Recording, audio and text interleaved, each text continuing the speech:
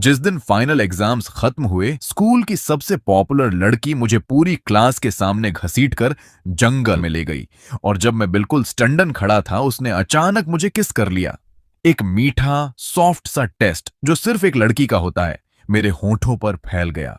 फिर उसने भरी हुई आवाज में कहा, श्या, मैं तुम्हें अपना दिल, अपना फ्यूचर, सब कुछ देने को तैयार हूं।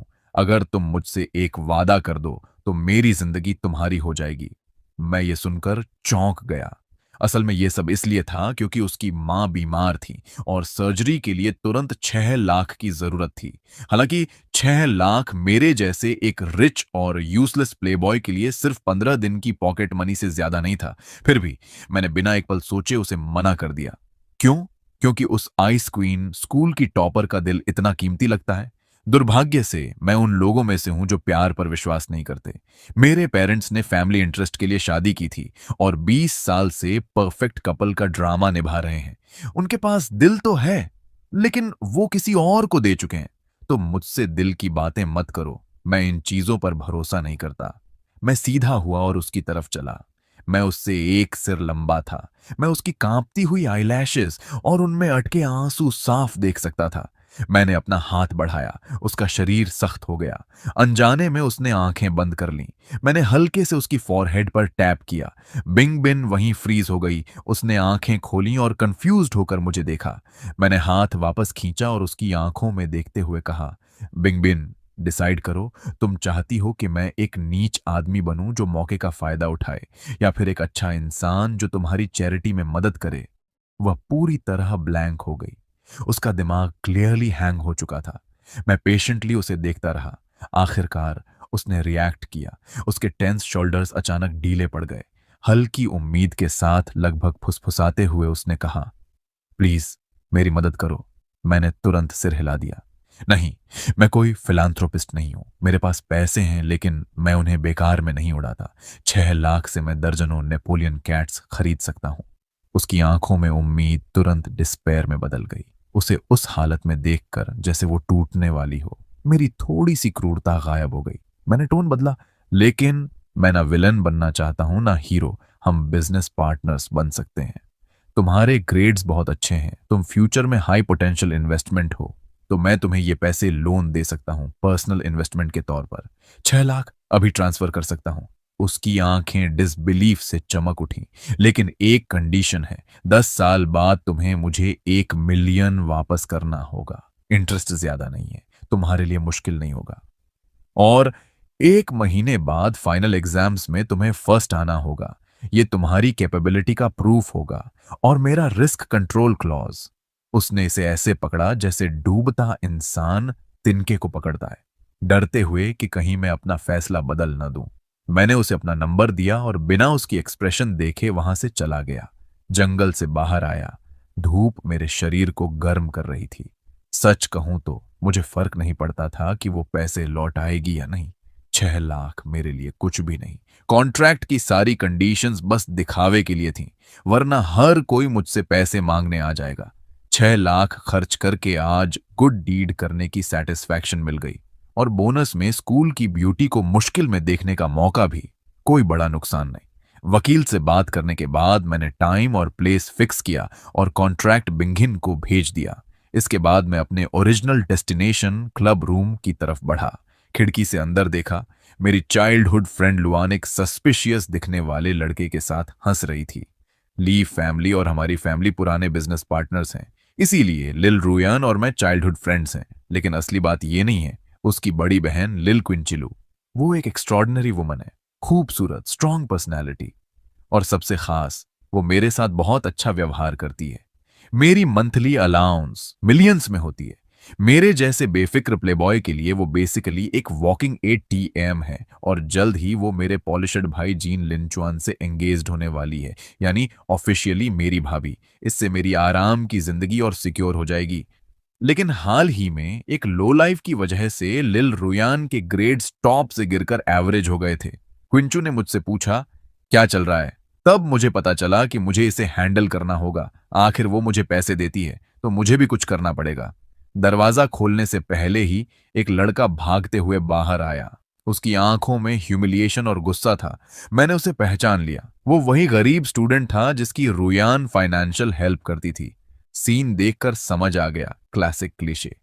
मैं अपनी बेनिफैक्टर से प्यार कर बैठा और बेनिफैक्टर एक बैड बॉय से प्यार करने लगी। क्या ड्रामा है। मैं हंस पड़ा। ये लड़का बहुत नाइव है। हम जैसे रिच किड्स के लिए पैसे से प्रॉब्लम सॉल्व करना बस हैबिट है, स्टेटस दिखाने का तरीका। इसका मतलब ये नहीं कि हम अच्छे लोग हैं। अगर सच में रीपे करना है तो सक्सेसफुल बनो और हमें फायदा दो। यही दुनिया का रूल है। फीलिंग्स मिक्स करना बराबर खुद को दर्द देना।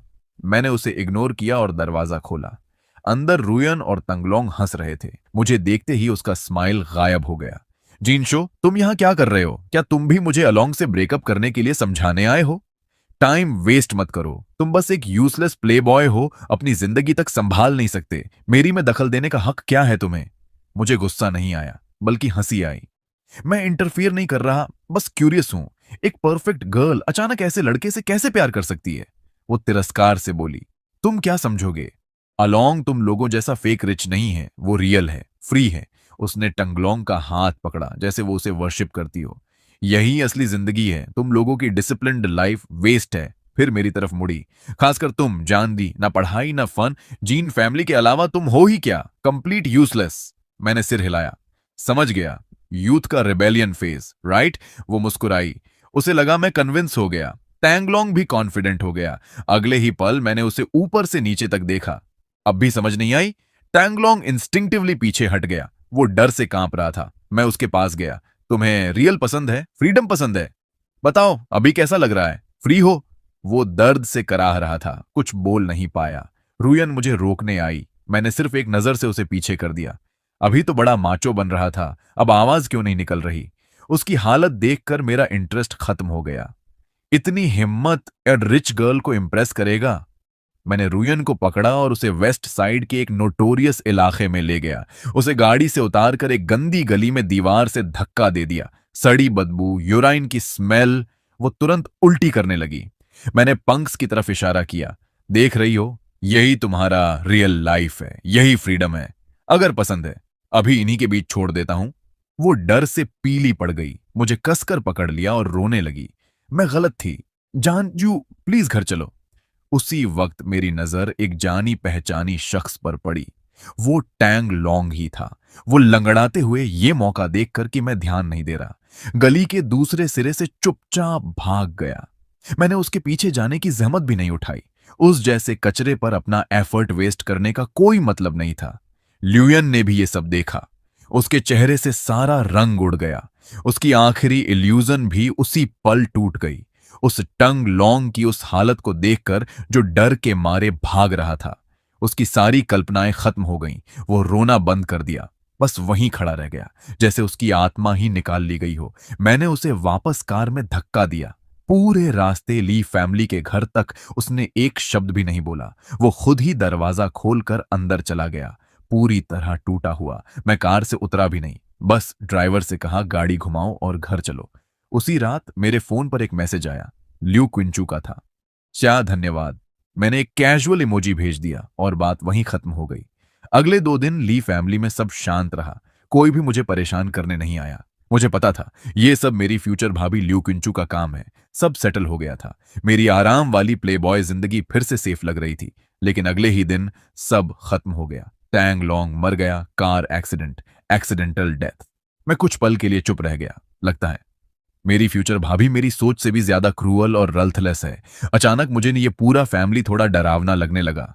यहाँ हर कोई एक परफेक्ट मास्क पहनता है और ठंडे दिमाग से हर ऑब्स्टेकल को खत्म कर देता है। मेरा बड़ा भाई जान लिंगवान ऐसा ही है। मेरी फ्यूचर भाभी ल्यू क्विंचू, वो भी। सिर्फ मैं ही ब्लैक शीप हूं, एक ऐसा इंसान जो बस आराम से जिंदगी जीना चाहता है, बिना कुछ किए। मेरे शरीर में सिहरन दौड़ गई। मैं तुरंत बिस्तर पर उठकर बैठ गया। मुझे यहां से निकलना होगा अभी। इन खतरनाक लोगों से दूर रहना होगा। मुझे जिंदा रहना है ताकि अपनी आराम की जिंदगी जी सकूं। मैंने किसी को अलविदा नहीं कहा।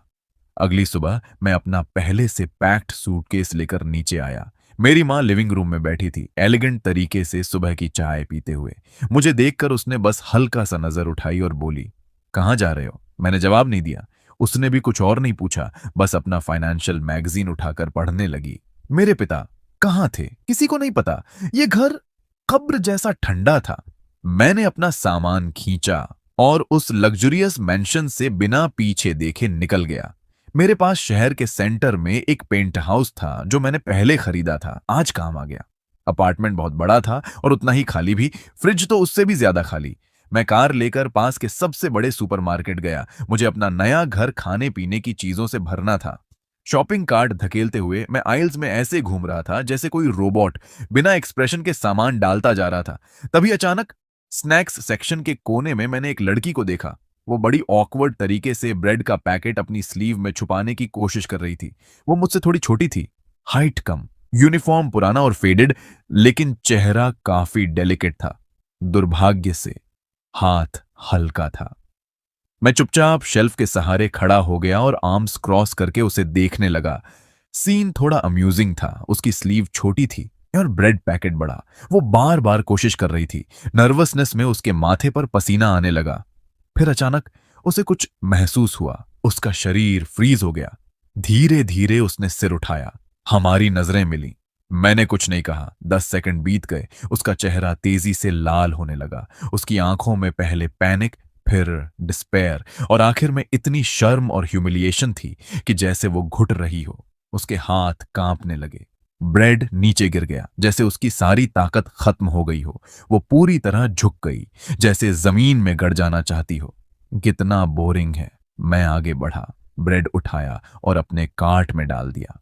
फिर बिना देखे शेल्फ से ढेर सारे बिस्किट्स और स्नैक्स उठाकर कार्ट में डाल दिए। कुछ ही देर में मेरा कार्ट भर गया। मैं उसके सामने गया। वो अब भी सिर झुकाए खड़ी थी, पूरी तरह टेंस, जैसे किसी सज्जा का इंतजार कर रही हो। मैंने उसके जूते को हल्के से किक किया और पूछा, खाने के लिए पैसे नहीं है? उसका शरीर कांप गया। उसने हल्का सा सिर हिलाया, हाँ में। फिर तुरंत जोर से ना में हिलाने लगी। मेरा पेशेंस खत्म हो रहा था। ये क्या है, हाँ या ना? मुझसे खेल रही हो? मैंने थोड़ा सख्त टोन में कहा। कुछ बोलोगी?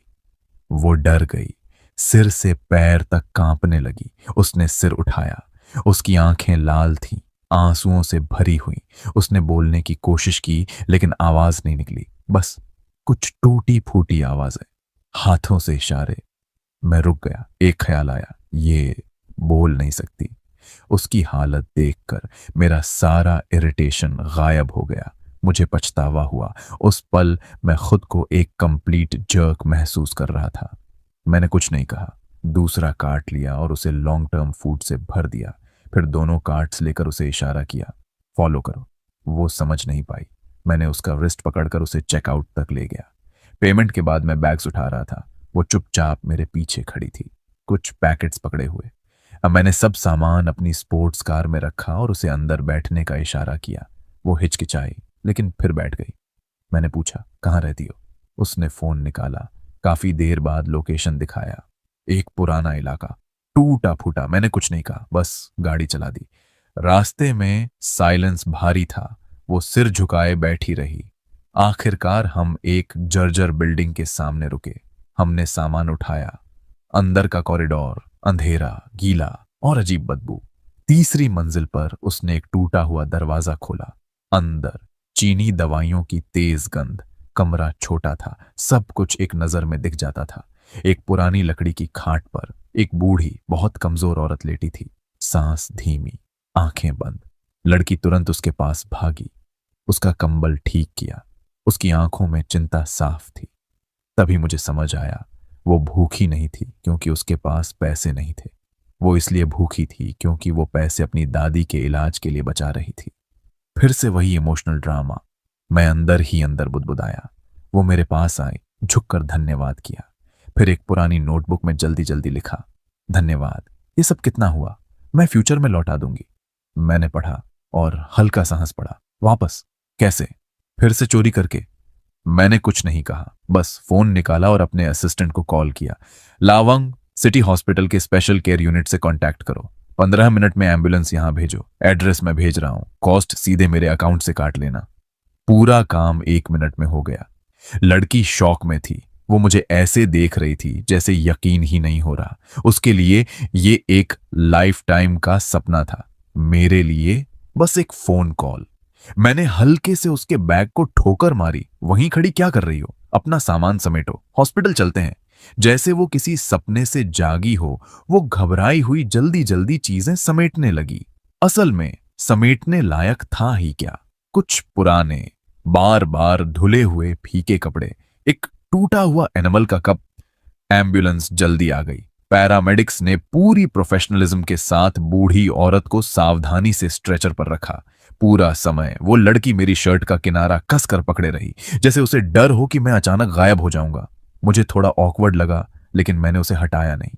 हम हॉस्पिटल पहुंचे। सब कुछ परफेक्टली अरेंज था। स्पेशल केयर वार्ड में प्राइवेट रूम, 24 घंटे का केयर गिवर, बेस्ट स्पेशलिस्ट्स की टीम तुरंत चेकअप में लग गई। मैं दरवाजे के बाहर खड़ा था। कमरा साफ, उजला।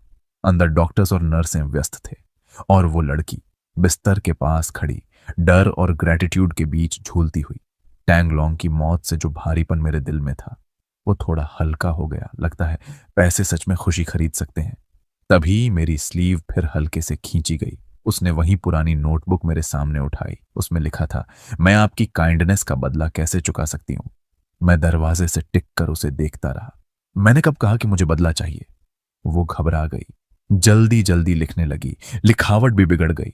नहीं, मैं आपका पैसा फ्री में नहीं ले सकती। आप एक अच्छे इंसान हैं। अच्छा इंसान? मैं हंस पड़ा। आजकल मेरे जैसा आदमी भी अच्छा कहलाने लगा है। सच में पैसा होना कितना अच्छा होता है। मैंने उसका लिखना रोक दिया। पहली बात, मैं अच्छा इंसान नहीं हूं। दूसरी बात, मुझे सबसे ज्यादा नफरत झंझट से है। तुम ये सब करके बस मुझे परेशान कर रही हो, समझी? वो मेरी अजीब लॉजिक से कंफ्यूज हो गई। बस मुझे ब्लैंक एक्सप्रेशन के साथ देखने लगी। मैंने उसकी तरफ देखा, हल्का सा सांस छोड़ा, उसके हाथ से नोटबुक और पेन लिया और जल्दी जल्दी लिख दिया। इसे ऐसे समझो जैसे मैं पहले से इंश्योरेंस खरीद रहा हूं। अच्छे से पढ़ो, एक अच्छी यूनिवर्सिटी में जाओ। क्या पता एक दिन मैं सड़क पर भीख मांग रहा हूं, तब मुझे एक कटोरी चावल दे देना। मैंने नोटबुक वापस उसके हाथ में दे दिया। वो काफी देर तक उसे देखती रही। फिर उसने सिर उठाया। उसकी आंखें बिल्कुल साफ, जैसे झरने का पानी। आंसू धीरे धीरे गिरने लगे। कोई आवाज नहीं, बस साइलेंट रोना। हर आंसू उस पुरानी नोटबुक पर गिर रहा था। मैं थोड़ा असहज हो गया, नजर हटा ली। बस करो, रोना बंद करो। तुम्हारी दादी को तुम्हारी जरूरत है। यहां खड़े खड़े रोने से कुछ नहीं होगा। मैंने थोड़ा सोचा और जोड़ा, तुम किस स्कूल में पढ़ती हो? मैं लांग से कहूंगा तुम्हारी फीस भर दे, और हर महीने 5,000 भी भेजेगा, जब तक तुम ग्रेजुएट होकर जॉब नहीं पा लेती। और मना करने की कोशिश भी मत करना। इसे इंश्योरेंस पेमेंट समझो। ये कहकर मुझे वो इमोशनल सीन और देखना नहीं था। मैंने डॉक्टर को कुछ इंस्ट्रक्शंस दिए और हॉस्पिटल से निकल गया। अपनी कार चलाते हुए वाइड एवेन्यू पर मुझे खुद पर थोड़ा हंसी आई। मैं जीन फैमिली का दूसरा यंग मास्टर, गिर जाऊंगा, बर्बाद हो जाऊंगा। इम्पॉसिबल। मैं तो बस थोड़ा पॉजिटिव कर्मा जमा कर रहा था। मेरे आसपास के लोग इतने रूथलेस हैं। मुझे एक्स्ट्रा कर्मा चाहिए ताकि मैं हमेशा लग्जरी में जी सकूं। और फिर मैं सच में बर्बाद हो गया। 5 साल बाद, सिर्फ 5 साल में, मेरा बड़ा भाई जीन लिंगुआन, वो परफेक्ट दिखने वाला आदमी, शादी के बाद सब कुछ बिगाड़ बैठा। जब ये सब हुआ, मैं अपनी प्राइवेट आइलैंड पर सनबाथ ले रहा था। कॉल आया। मुझे हंसी आई। एक्सपेक्टेड ही था। मेरा भाई अंदर से कमजोर है, बस प्यार का नाटक करता है। मैंने वापस आने की भी जहमत नहीं उठाई। रिच लोगों की शादी सब एक जैसी होती है। लेकिन फिर मेरे बैंक कार्ड्स एक एक करके ब्लॉक होने लगे। मेरी प्रॉपर्टीज, शेयर्स, फंड्स सब ओवरनाइट ट्रांसफर हो गए। तभी मुझे समझ आया कुछ बहुत गलत हो गया है। जब मैं वापस लौटा, सब खत्म हो चुका था। जीन ग्रुप अब लू ग्रुप बन चुका था। मेरे पिता फाइनेंशियल क्राइम्स में फंस गए। अब जिंदगी जेल में बिताएंगे। मेरा भाई घर से निकाल दिया गया, और मैं भी नहीं बचा। 20 साल की जमा पूंजी सब गायब। मैं अपने पेंट हाउस के दरवाजे पर खड़ा था। 2 गार्ड्स मुझे अंदर नहीं जाने दे रहे थे। मैं गुस्से से उबल रहा था। अगर बदला लेना था लेती, मेरे बेवकूफ भाई को खत्म करती, मुझे फर्क नहीं पड़ता। लेकिन मेरे पिता को जेल भेजना, पूरी कंपनी हथिया लेना, ये क्या है? तभी दरवाजा खुला। वो अंदर बैठी थी, मेरे फेवरेट इटालियन सोफा पर, हाथ में वाइन ग्लास, एलिगेंट, काम, 5 साल बाद वो और भी खूबसूरत और भी खतरनाक हो चुकी थी। उसने मुझे देखा, मुस्कुराई। सोहेल, तुम वापस आ गए। मैं चुप रहा, बस उसे घूरता रहा। वो उठी, धीरे धीरे मेरे पास आई, मेरे चेहरे को छूने के लिए हाथ बढ़ाया। ऐसे मत देखो, मैं भी ये सब नहीं चाहती थी। मैंने चेहरा हटा लिया। वो नाराज नहीं हुई, धीरे धीरे बोली, तुम्हारा भाई बहुत बेवकूफ है। मैंने उसे मौका दिया था, उसने खुद ही बर्बाद किया। मैंने पूछा, तो इसलिए तुमने पूरा फैमिली खत्म कर दिया? वो मुस्कुराई, धीमे खतरनाक अंदाज में। उसने पहले मुझे धोखा दिया, मेरा बदला पूरी तरह जस्टिफाइड है। फिर वो और करीब आई। अब मुझे पति की जरूरत नहीं है, शाह, क्यों ना तुम मेरे साथ रहो।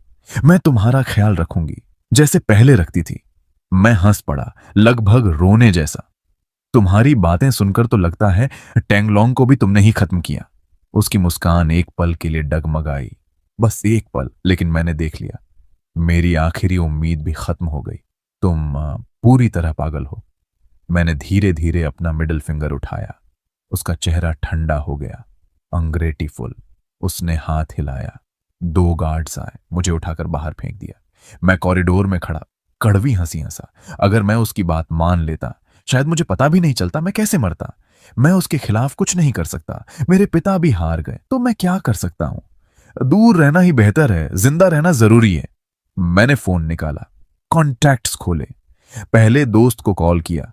हेलो जूचाओ, मैं जान एक्स बोल रहा हूं। 3 सेकंड की साइलेंस। कौन? Sorry, wrong number. Call cut. मैं कुछ देर चुप रहा, फिर खुद पर हंस पड़ा। दूसरा कॉल, सेम रिजल्ट। तीसरा, चौथा। या तो नंबर अनरिचेबल, या लोग मुझे पहचानने से इनकार कर रहे थे, या फिर नंबर गलत था, या बस कोई पिक ही नहीं कर रहा था। मैं ठंडी दीवार से टिक गया और अपने फोन से उन 100 कॉलर दोस्तों के नंबर्स एक एक करके डिलीट करने लगा। जब खत्म हुआ, स्क्रीन पर बस मेरी फैमिली के कुछ ही नंबर्स बचे थे। मैंने अपने पास की सारी वैल्यूएबल चीजें बेच दी। सब जोड़कर भी 1 लाख नहीं बने। पहले ये पैसे मेरे एक रात के ड्रिंक्स के लिए भी काफी नहीं होते थे। अब यही मेरी पूरी प्रॉपर्टी थी। मैं सड़कों पर बिना डायरेक्शन के चल रहा था और पता ही नहीं चला कब अपने पुराने अपार्टमेंट बिल्डिंग के सामने पहुंच गया। मैं कड़वा सा मुस्कुराया। अगर सब कुछ बिगड़ गया तो फैक्ट्री में जॉब कर लूंगा, कम से कम खाना और रहने की जगह तो मिल जाएगी। आखिर 20 साल आराम की लाइफ जी चुका हूं, काफी है। मैं सिर झुकाए चल रहा था, थॉट्स में खोया हुआ। अचानक किसी से टकरा गया। मैं एक सॉफ्ट से एम्ब्रेस में आ गया, हल्की सी फ्रेग्रेंस। मैंने इंस्टिंक्ट से सिर उठाया सॉरी कहने के लिए, लेकिन सामने जो आंखें थीं, बिल्कुल क्लियर, ट्रांसपेरेंट, वो एक लड़की थी। चेहरा फेमिलियर लग रहा था, लेकिन याद नहीं आ रहा था कहां देखा है। लेकिन उसने मुझे पहचान लिया था। उसकी आंखों में साफ दिख रहा था, पहचानते ही सरप्राइज और रिलीफ। उसने कुछ बोलने की कोशिश की, फिर रुक गई। उसने फोन निकाला, जल्दी जल्दी टाइप किया। स्क्रीन पर लिखा था, सेन्योर जोंग, क्या आपको मैं याद हूं? सेन्योर जीन, आजकल कोई मुझे ऐसे नहीं बुलाता। मैंने उसका चेहरा ध्यान से देखा। मेमोरीज धीरे धीरे जुड़ने लगी। अचानक सब क्लियर हो गया। तुम, वो सुपरमार्केट वाली लड़की जो अपनी दादी का ख्याल रखती थी। उसकी आंखें चमक उठीं। उसने जोर से सिर हिलाया, खुशी से। मैं और भी कंफ्यूज्ड हो गया। तुम यहां क्या कर रही हो? उसने फिर फोन पर लिखा, मैंने जीन फैमिली की न्यूज देखी, मुझे आपकी बहुत चिंता हुई। मैंने सोचा आप शायद यहां आएंगे, तो मैं कल से यहीं वेट कर रही हूं। मेरे दिल पर जैसे किसी ने हैमर मार दिया। मतलब पिछले 24 घंटे से वो यहां मेरा इंतजार कर रही थी। जब सब लोग मुझे छोड़कर चले गए, एक लड़की जिसे मैं लगभग भूल चुका था, मेरे लिए एक दिन और एक रात यहां खड़ी रही। मेरे अंदर अजीब इमोशंस उठे। मैं कुछ बोलना चाहता था, लेकिन वर्ड्स नहीं निकले। वो समझ गई। उसने लिखा, आपके पास कहीं जाने की जगह नहीं है ना? मेरा साइलेंस ही जवाब था। उसने फोन रख दिया और कुछ ऐसा किया जिसकी मुझे उम्मीद नहीं थी। उसने मेरी हुडी की स्लीव पकड़ ली। उसकी पकड़ कमजोर थी, मैं आसानी से छुड़ा सकता था, लेकिन उस हल्के से टच में एक ऐसी फीलिंग थी जो इनविजिबल चेन की तरह मुझे रोक रही थी। वो मुझे खींचते हुए मुड़ी। मैं बिना सोचे उसके पीछे चल पड़ा। हम एक छोटी सी बेकरी के सामने रुके। नाम था वेगन बेकरी। दरवाजा बंद था, लेकिन अंदर हल्की वार्म लाइट थी। उसने चाबी से दरवाजा खोला और मुझे अंदर आने का इशारा किया। दुकान छोटी थी लेकिन क्लीन और वेल अरेंज्ड। हवा में क्रीम और फ्रेश ब्रेड की स्मेल थी। वो काउंटर के नीचे से एक प्लास्टिक फोल्डर लाई, उसमें से एक पुराना येलो पड़ा कागज निकाला और मेरे सामने रख दिया। मैंने देखा, वो वही इंश्योरेंस नोट था जो मैंने 5 साल पहले मजाक में लिखा था। अगर मैं कभी बर्बाद हो जाऊं और सड़क पर भीख मांग रहा हूं तो मुझे एक कटोरी खाना देना। उसने उस कागज की तरफ इशारा किया, फिर मेरी तरफ, फिर खुद की तरफ, फिर दुकान की तरफ। उसकी आंखों में यह एक अजीब सीरियसनेस थी, जैसे वो कोई सेक्रेड कॉन्ट्रैक्ट पूरा कर रही हो। फिर वो मुड़ी और ओवन से एक गरम क्रॉसॉन लाई। उसने मुझे दिया, न दया न सिंपैथी, बस ये एहसास, अब मेरी बारी है। मैंने एक बाइट ही लिया। टेस्ट उन लग्जूरियस डिशेस जैसा नहीं था, लेकिन उसमें एक अजीब सा कंफर्ट था। मैंने पूछा, यहां अभी भी हायरिंग हो रही है? वो एक पल के लिए शॉक्ड हुई, फिर उसके चेहरे पर ब्राइट स्माइल फैल गई। उसने जोर से सिर हिलाया, हाँ में। उस दिन मेरी जिंदगी का पहला कैओटिक फेज खत्म हुआ और दूसरा फेज इस छोटी सी बेकरी वेगन से जुड़ गया। मेरी बॉस एक म्यूट लड़की थी जिससे मुझे लगा था कि मैं कभी फिर नहीं मिलूंगा। उसका नाम था स्वेई। मेरे दिए पैसों और अपनी सेविंग्स से ग्रेजुएशन के बाद उसने ये बेकरी खोली। दुकान छोटी थी लेकिन बिजनेस अच्छा चल रहा था। नेबर्स उसका ख्याल रखते थे। अच्छा हुआ अब उसे हेल्पर मिल गया। ये लड़का तो रिलायबल लगता है। अब मैं बेयर प्रिंट एप्रन पहनकर ऑकवर्ड तरीके से ब्रेड पैक कर रहा था। ये बातें सुनकर मुझे कुछ फील नहीं हुआ। रिलायबल, मैं जो जिंदगी में कभी काम नहीं किया, लोगों को मैं ट्रस्टवर्दी लग रहा था। लेकिन मेरी वजह से उसका बोझ सच में कम हो गया। कम से कम हेवी काम, आटा गूंथना, बोरे उठाना, अब उसे अकेले नहीं करना पड़ता था। रात को दुकान बंद होने के बाद हम ऊपर छोटे से घर में जाते। पहले उसका घर 4 खाली दीवारें था, अब एक बेड, एक डाइनिंग टेबल, 2 कुर्सियां, एक सोफा और बैल्कनी में छोटा सा रूम, वो मेरा था। मेरी पुरानी मैंशन के बाथरूम से भी छोटा, लेकिन मैं यहां सबसे गहरी नींद सोता था। कोई झूठ नहीं, कोई चाल नहीं, बस हवा में फ्रेश ब्रेड की खुशबू। मैंने नॉर्मल इंसान की तरह जीना सीखना शुरू किया। झाड़ू लगाना, प्रेशर कुकर इस्तेमाल करना, ज्यादातर बार फेल। एक बार मैंने नमक को चीनी समझ लिया और मीठी डिश को नमकीन बना दिया। उसने टेस्ट किया, चेहरा सिकुड़ गया, लेकिन उसने थूका नहीं, बस चुपचाप पानी पी लिया। फिर नोटबुक में लिखा, स्वाद थोड़ा अलग है, अगली बार थोड़ा कम चीनी डालना। मैं हंसूं या गुस्सा करूं समझ नहीं आया। मैंने कटोरी छीनी और सब फेंक दिया। उस दिन से मैंने साइन लैंग्वेज सीखना शुरू किया।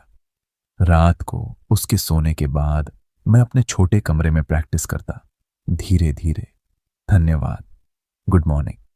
जब मैंने पहली बार उसे साइन में गुड मॉर्निंग कहा, वो फ्रीज हो गई। फिर उसकी आंखों में चमक आई, जैसे कोई सितारा गिरा हो। उसने भी जवाब दिया, पूरी सिंसेरिटी के साथ।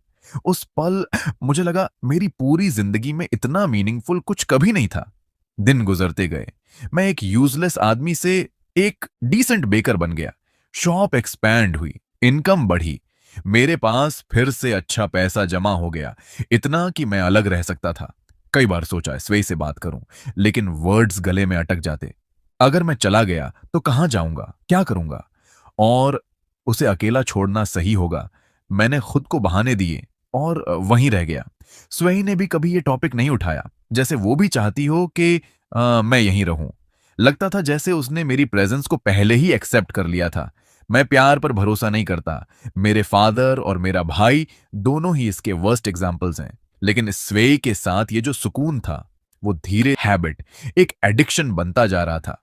मैंने झटके से सिर हिलाया, इन उलझे हुए थॉट्स को दिमाग से निकालने के लिए। लगभग दोपहर हो चुकी थी।